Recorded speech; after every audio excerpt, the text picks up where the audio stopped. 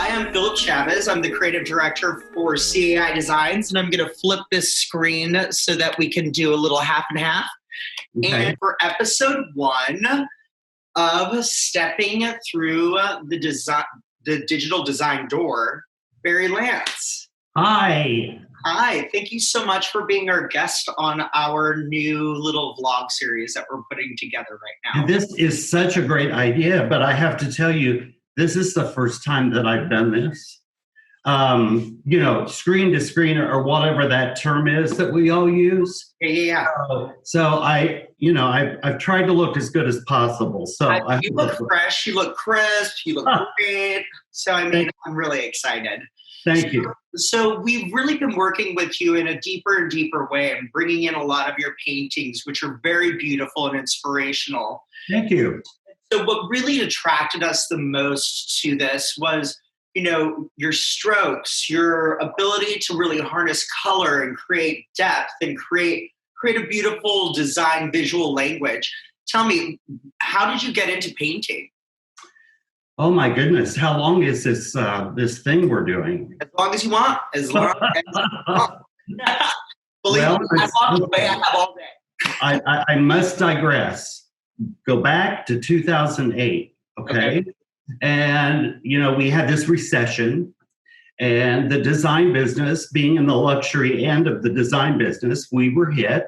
And I thought, what can I do to layer my design business that I had with my daughter? And I thought, maybe I could paint. I hadn't painted since 19. And so I painted a few pieces and they sold right away. So I thought, well, maybe I can sell a lot of art. So I kept painting and I kept selling. So it naturally then became a wonderful layer to the design business that we have together. Okay. I thought my daughter Amanda, who now I work for in the design business, so that I'm able to paint more. So that's where it all began. Awesome. That's beautiful. Now, where did you really learn, like when I was speaking about how you really garner color and create these beautiful subjects, can you talk a little bit about what the subjects are and where you're getting your color combinations and inspiration from? Okay, well, I think the color combinations that I put on the canvas come from my sense of design and always being around, beautiful fabrics and wall coverings and textiles and color combinations. And then I'm a person who just really loves colorful things. It makes me feel really good. Mm-hmm. So I started painting probably in kind of a dustier palette, and then it just kind of became more and more colorful and contrasting.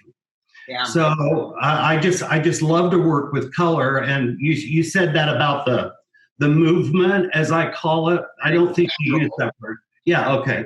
I'm very musical as well.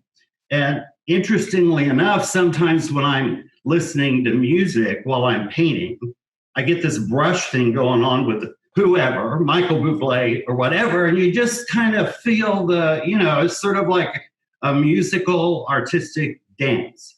So is there dancing that's happening along with these gestures? Or? Yeah. Oh, yeah. Okay. Are you feeling it? You've got moves, Mr. Lantz. Oh, you know that. Oh, yes, of course. Yes. We've seen each other dance. I mean, I've been fortunate enough to be able to run into you in a number of different areas of the world. Yes. And I mean, in addition to having a very successful interior design business with both your daughter, Amanda, and yourself, you have this amazing quality that you've really started to pursue in a bigger way. I know that you've worked with a number of vendors and you have a few things in the till right now. Right. Very exciting. But what really excites me, and especially because I bought some of the collection for the CAI showrooms, is you're showing in Palm Springs for Modernism Week. So can you tell us, how did you come across showing? How did you come across creating your collection to really purvey your brand through art? Okay, well, I think that all really happened. It was just funny the way dominoes, fall, right? Or painting canvases fall. Before I did the show in California, I did a show at the New York Design Center. Oh, beautiful. And we had like, I don't know, 100 pieces in the gallery space at New York Design Center. And a designer, Patrick Dragonette, saw my artwork there. Patrick is based in California, in Palm Desert. Okay. So he bought a piece of art for one of his clients that he was doing in New York City, which I got to see the condo, and it's just unbelievable. It's so beautiful. I imagine it's beyond. It's so wonderful. So then Patrick said, why don't Amanda and Barry, why don't the two of you load some canvas in your car, no, and bring it out to Modernism Week, and I will host you and do a show in my space in Palm Desert. Yeah, so we shipped a bunch of pieces out there, and it sold really well. It introduced us to other designers in that area, and so that's how California happened. So one thing always leads to another. It really does. And what's really exciting is when I was working with Amanda on putting a lot of these things together, yes. There was this excellent e-blast that recently went out with your PR agent. And I mean, let's talk about being featured in Tom Felicia's home. I know, right? And he posted it on his IG, and that was awesome.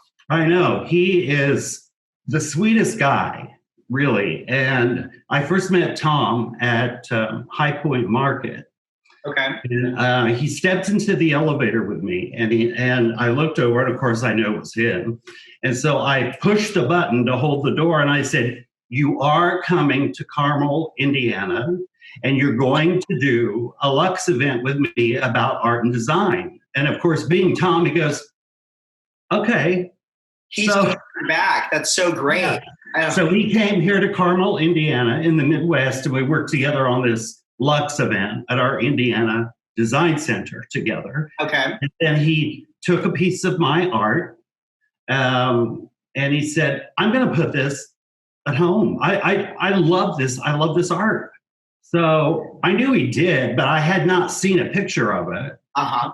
And then, wow, he, called it out in the magazine, and right there it is in his, I think it's called his television. I'm not sure. There's a name for the room. Okay. But it's bright emerald green. And that was really great of him to do.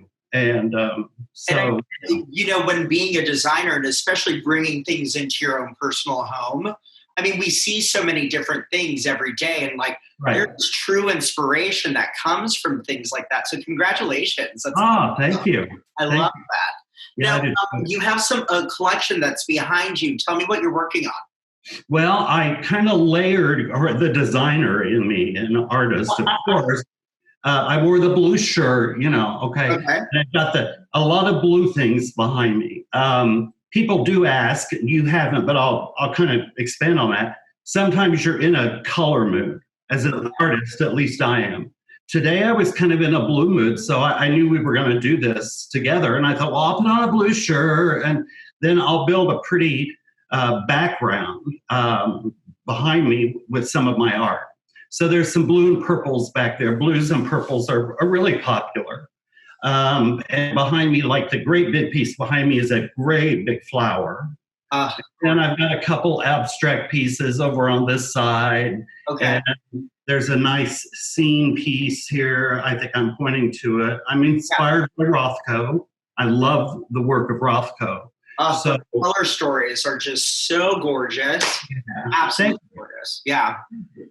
And I know that there's a couple of questions that will be overlapping with some of your videos. You were so kind to put some things together, but I mean, you have some really fun names for some of your art pieces. Instead of taking the untitled number 776, never. With things like Penny Lane. Yeah. Where do you get all of these things? Well, usually from the music I'm listening to, or the color that I'm painting with inspires me to name the piece that way. The piece that you're referring to, called Penny Lane, was very copper-like. And I thought of pennies. It kind of looked like the color of pennies. Then, of course, who doesn't love the Beatles? So I named it Penny Lane. My titles, in some cases, I think, are more creative than the art that the subject I just created because the titles are fun and they're sort of play on words and people relate.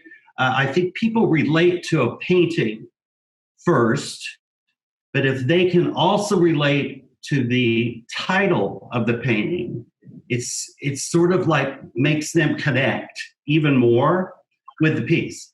I completely agree. I mean, there's so many things that we're seeing in the marketplace. And I mean, there's a lot of production of things going out and people buying. But like when I'm designing the CAI design showrooms, I want a story. I want to tell somebody and purvey something that goes with this object so that when you see something like you said and you relate to that piece, then you get that story and you say, I want it to be a part of my story now. So I love that. You identify with it. And I do think that my pieces have a certain amount of movement to them. If you almost sometimes want to look back at the piece because you think it breathed or it was breathing or something. There's a movement about it. And I think the fluidity of the piece, in many cases, comes through. Absolutely. Absolutely. Yeah. Well, I know that you've inspired myself and you've inspired a number of people that have already started commissioning pieces. So we are so excited to partner with you and so excited that you were able to take the time to sit down with me and walk through the digital design door.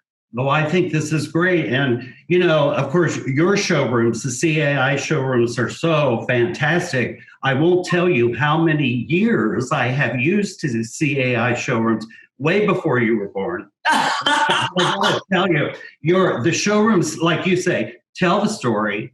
And I think when you show art in the showrooms and even the designers, we have to be inspired as well.